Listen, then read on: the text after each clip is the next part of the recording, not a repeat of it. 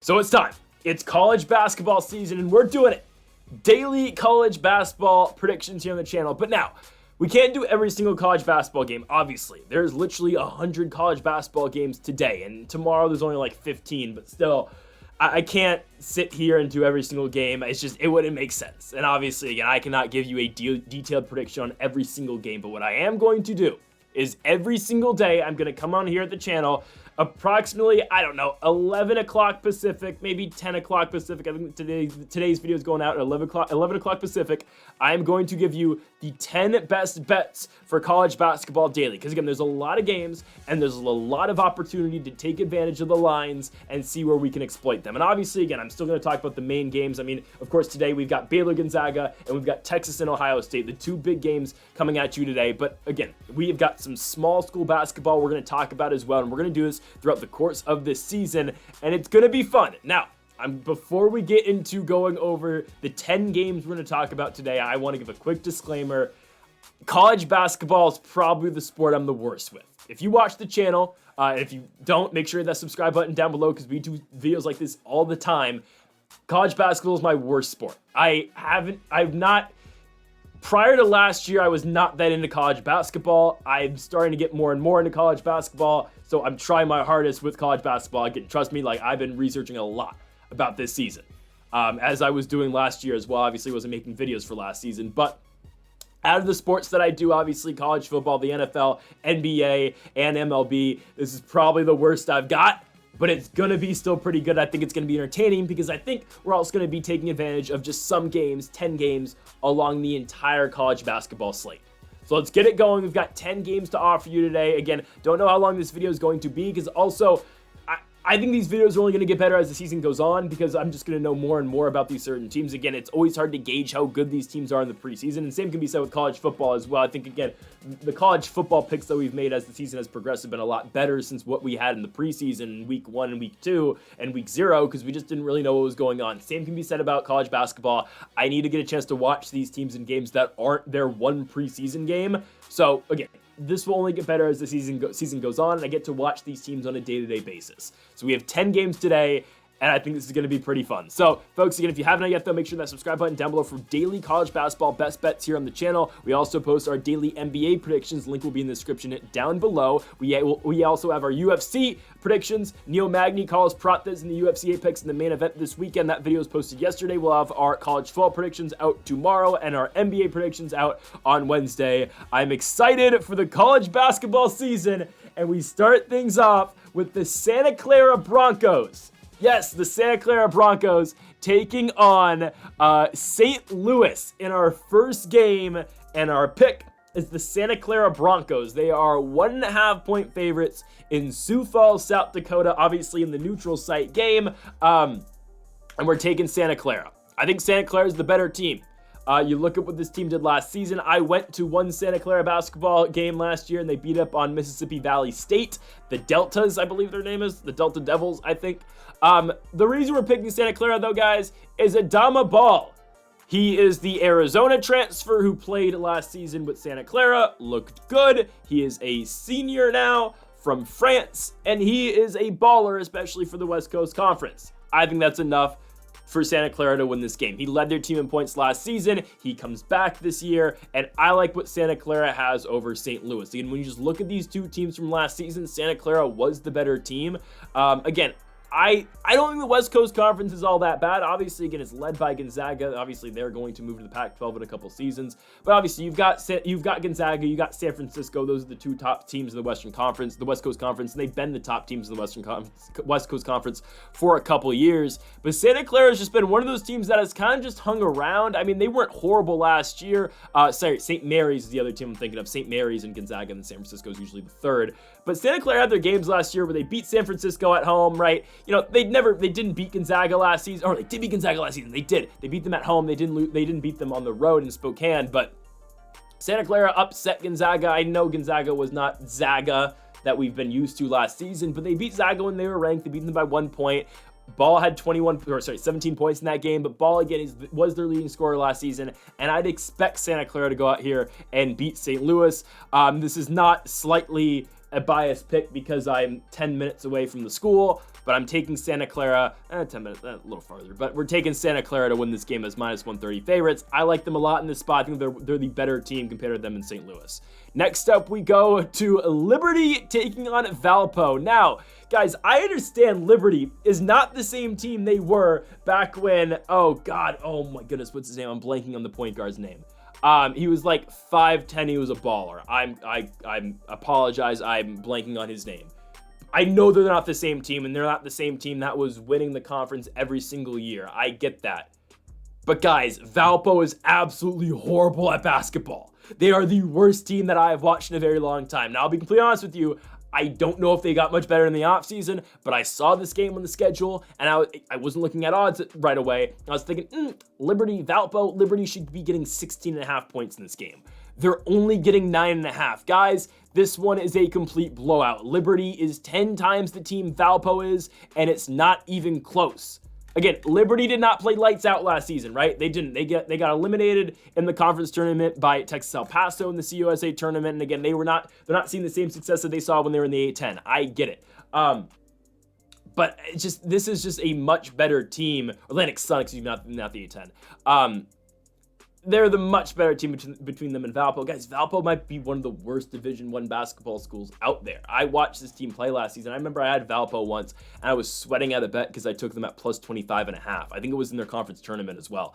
Valpo is absolutely horrible, and Liberty should be able to dominate. I get it. This is not the same Liberty powerhouse in the mid-majors. I get it, but Liberty should be able to beat up on Valpo in this game. Again, when I saw this game on paper, I was like, oh, Liberty's going to absolutely kill them. It's not 9.5. It's 8.5. Give me Liberty all day long. Again, they're -540 favorites. I get it. But the best bet in this game is Liberty with the spread. So give me the Flames to cover the 8.5. I like Liberty all day over Valpo, who is absolutely atrocious. We go on to our next one, guys. We're taking our first big dogs. Give me the South Dakota State Jackrabbits to win against McNeese. This one is in the Pentagon in Sioux Falls, South Dakota. Obviously, it's not Brookings, South Dakota, so not, again, where South Dakota State is. But they get McNeese. Now, again, South Dakota State, they win the Summit last season. Zeke Mayo obviously transfers out. It is what it is. Again, Zeke Mayo is now at Kansas. You know, it sucks, right? Zeke Mayo was the man last year for South Dakota State, and he led them. They were the number 1 seed going into the Summit League tournament. They ended up winning the Summit. They lose to Iowa State, who was a very good team last season in the NCAA tournament. But South Dakota State has dominated the Summit really since about 2017, 2018. Now, fun fact, I used to be a pretty big South Dakota State basketball fan. Believe it or not, yes. It's just, California kid likes South Dakota State. Why? I really don't know how that transpired. But I mean, when Mike Daum was playing there, when they had Mike Daum, they had David Jenkins Jr., they had Skylar Flatton. I mean, that team was fun. And I was big on South Dakota State. I remember they played Ohio State in the tournament one year. I was huge on them. I thought they were going to win that game. They fell behind early, but they came back and ended up losing it. I forgot, that was the Kata Bates Diop's year at Ohio State. I think it was. I could be completely blanking, but I think that's who Ohio State star was that season. So once upon a time, I was really big on South Dakota State, but I have kind of kept up with South Dakota State since then, right? And South Dakota State's always been one of the best teams in the Summit. They had their years where I remember they lost to West Illinois once in the 1-9 matchup in the first round of the tournament at one point, lost the game by about like 2 points. South Dakota State has had the years where they've just kind of choked. I believe they lost to NDSU some other year as well, but I like them to beat McNeese. I understand McNeese won their conference last year. They were a tournament team, but this is more me picking South Dakota State, guys. South Dakota State, as long as Eric Henderson's still their coach, they find ways to win basketball games, no matter who the personnel is. Again, South Dakota State has rebuilt really well. Baylor Shireman left a couple years ago to go to Creighton, and they found a way to bounce back. They had Zeke Mayo. Mayo was a baller for them, and again, cycle repeats. Baylor Shireman left. Again, Mike Daum, obviously graduated. Skylar Flatton got drafted to the Miami Heat or went to the Miami Heat's G League at one point, which is in Sioux Falls. David Jenkins left to go to UNLV and eventually go to Utah, right? Like, they've had their starters leave before and they have been fine and they have found ways to win the Summit. I get their non-league never has been the best, but I do like South Dakota State to cover here and win the game. I think this is a really good opportunity to take some dogs here, and we're going to go with the Jackrabbits to win in South Dakota over McNeese. Next up, we go on to St. Bonaventure, the home of Adrian Wojnarowski now. We're going with the Bonnies at home against Cal State Northridge. Guys, Cal State Northridge is really bad. Now, when UCLA was going on their little run last season, and I get UCLA was horrible last season. relatively speaking to where UCLA should be. But in December of last year, I went to UCLA versus Cal State Northridge. My first ever UCLA basketball game, at least at UCLA. I've seen them in the tournament before. But I witnessed Cal State Northridge beat UCLA. And I knew Cal State Northridge was horrible. It was hilarious. I showed up to that game. There wasn't that many people there. It was over around Christmas. And there weren't that many people in the arena. But it was hilarious. UCLA lost to Cal State Northridge. Cal State Northridge, though, I mean, like, again, they had their one game, and I just thought I'd mention that because it was funny. Cal State Northridge isn't very good. They are a low-level California basketball team, and they're taking on the Bonnies in this one. For Cal State Northridge, again, they had their huge win.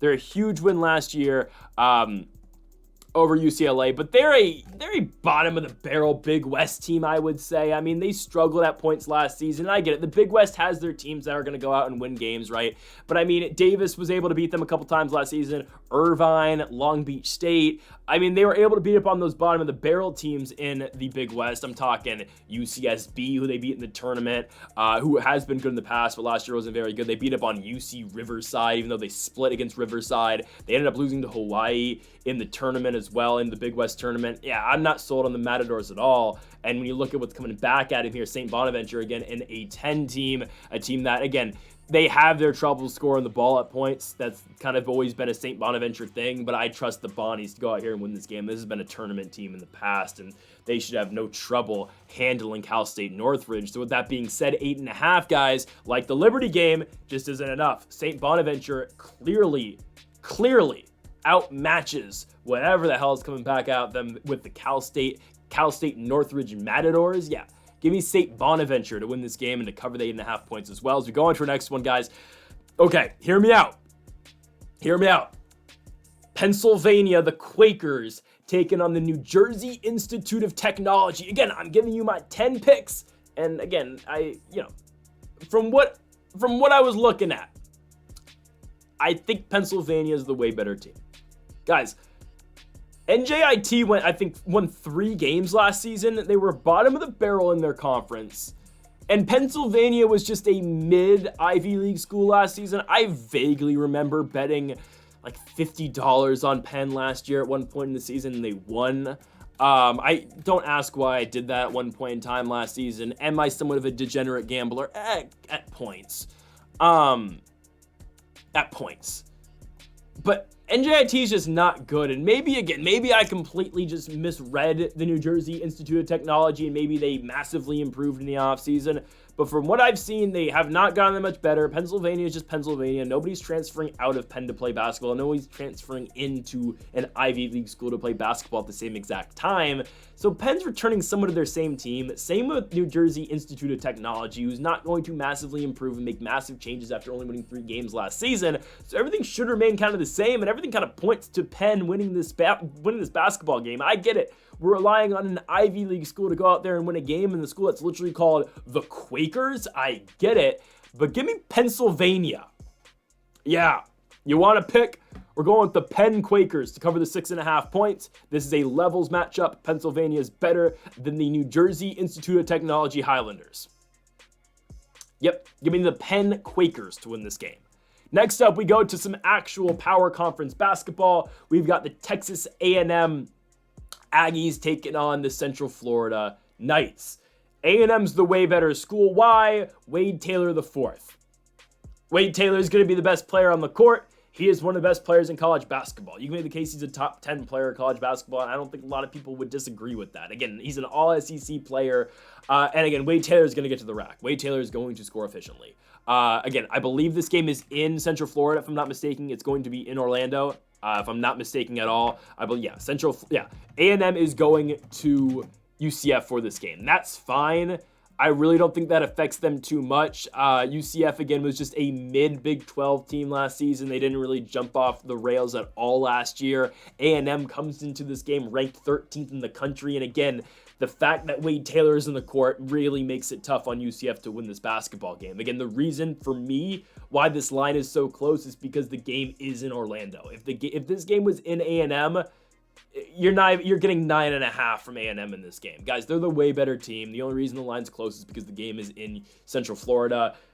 Again, All you need to know about this game is that Wade Taylor is a top 10 player in college basketball, and we're going to pick the team that has the most explosive scorer on the court. Wade Taylor is going to go for at least 20 in this game in the season opener, and he's going to propel Texas A&M to victory. So give me A&M. I thought this line was kind of off. 4.5 for A&M. I really like them to go on the road and dominate Central Florida. So give me the Aggies to win in Orlando. As we go on to our next one here, we've got the Kent State Flashes.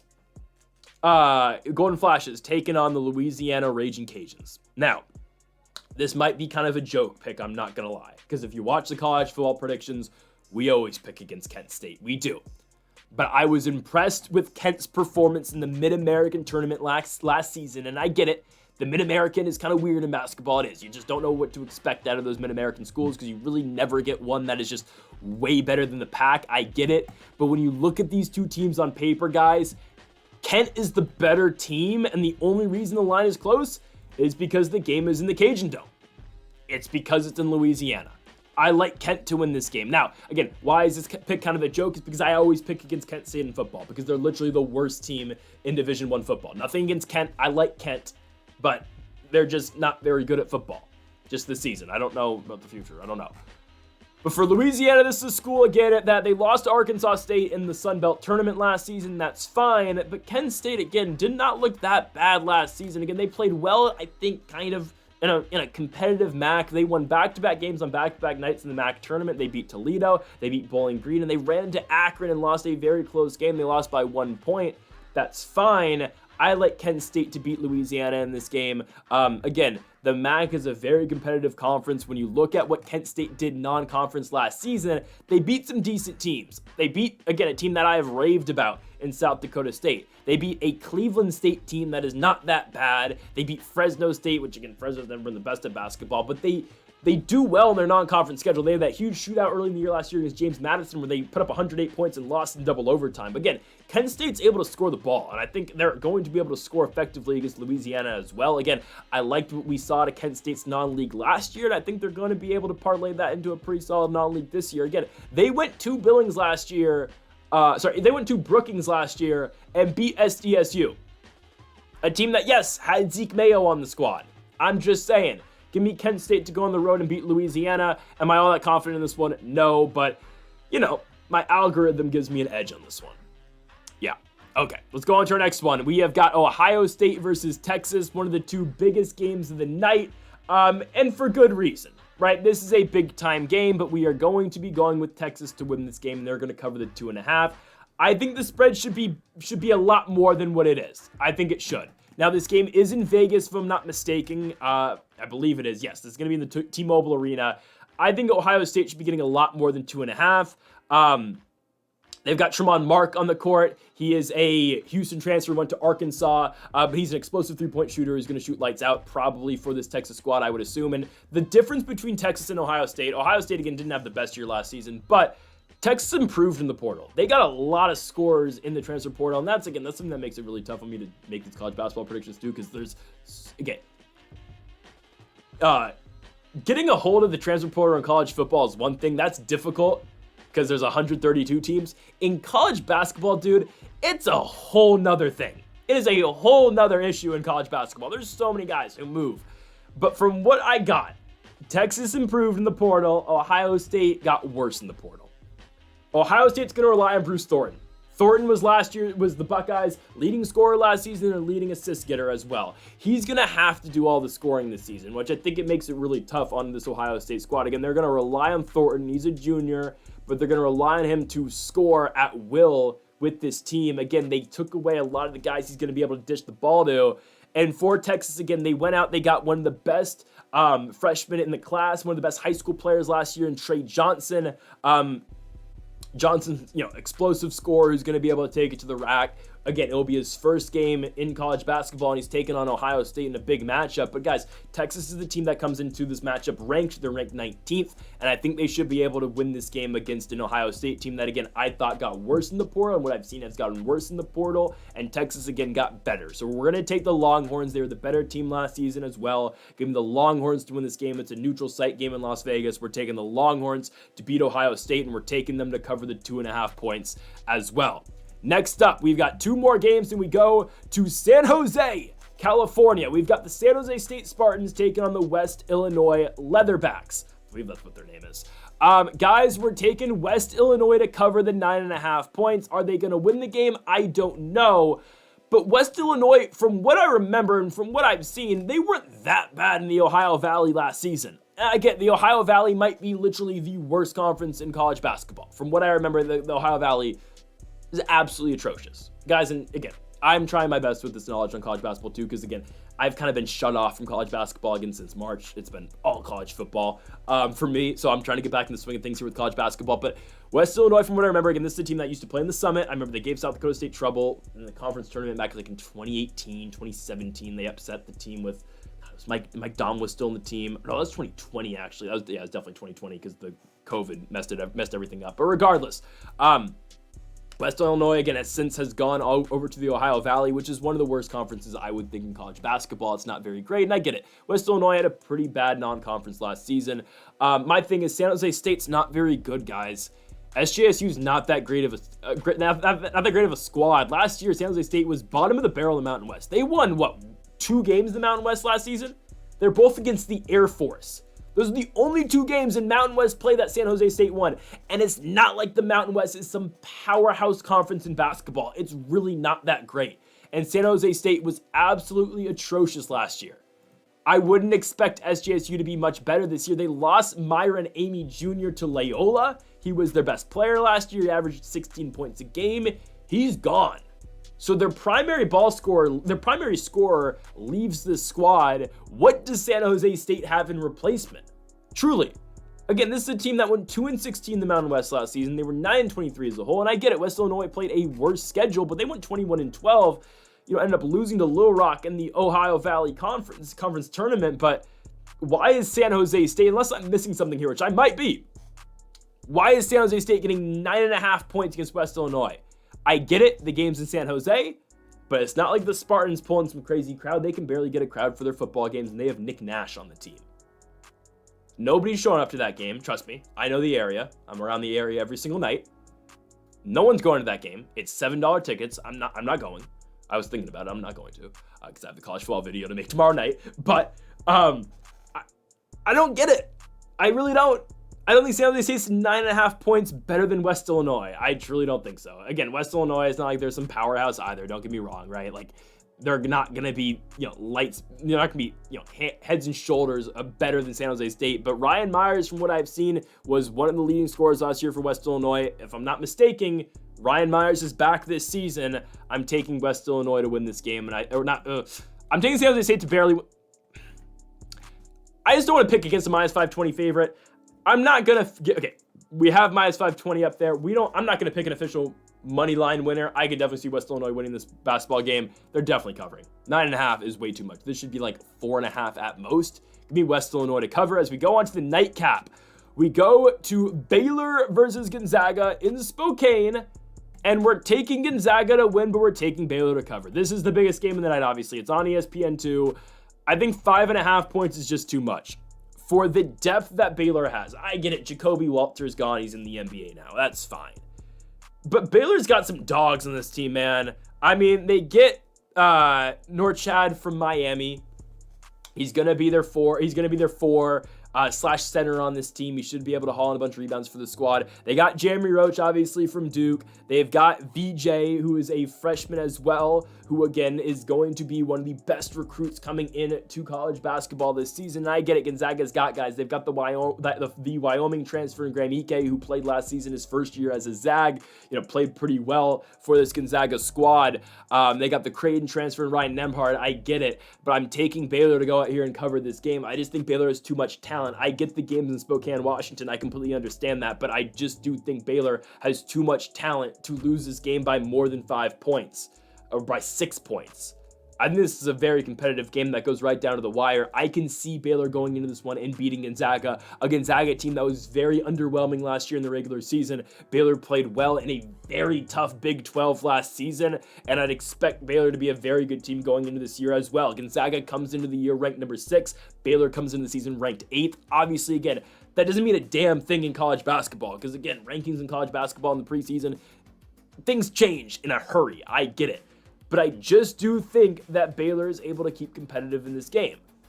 Gonzaga's got scores. Again, they got guys like Michael Ajayi, who's the Pepperdine transfer, who's a great shooter. Like, they got guys like that. They got Ajayi. They got Nembhard. Again, Gonzaga worked in the portal, obviously. Ike was there last season, but obviously they got him from Wyoming. They got Nembhard from Creighton. They got Ajayi from Pepperdine. That's what these big schools are going to do. They're going to take talent from these smaller schools, obviously, and that's what makes it really tough to pick college basketball, at least in the preseason, because it's really hard to keep track of all these guys. But again, I just think Baylor has too much talent to fall behind by that many points in this one. I'm taking Baylor to cover, but we are taking Gonzaga to win. Again, additionally, an added bonus for the Zags. This game is in Spokane, so it should favor them as well. But I am taking Baylor to cover the line, but we're taking Gonzaga to straight up win the game. So that will do it, folks, for our first day of daily college basketball predictions. Again, I am going to only improve with this as the season goes on, but those are the 10 best bets, in my opinion, for the college basketball slate here on Monday, November 4th. We'll be back tomorrow for our November 5th edition of this video. I believe there's only 8 games. The headliner, I believe, is UC Davis and Washington. So there's that. That's the biggest game I do believe tomorrow, so we'll make the best of that. Maybe only do 5 best bets tomorrow with the smaller slate. But we'll figure it out, folks. This is going to be a journey. Make sure to join us for the ride. Make sure to leave a like if you enjoy the video. Make sure to comment if you do disagree with any of the picks. Make sure to subscribe again for more. Folks, thank y'all for watching, and Mamba forever.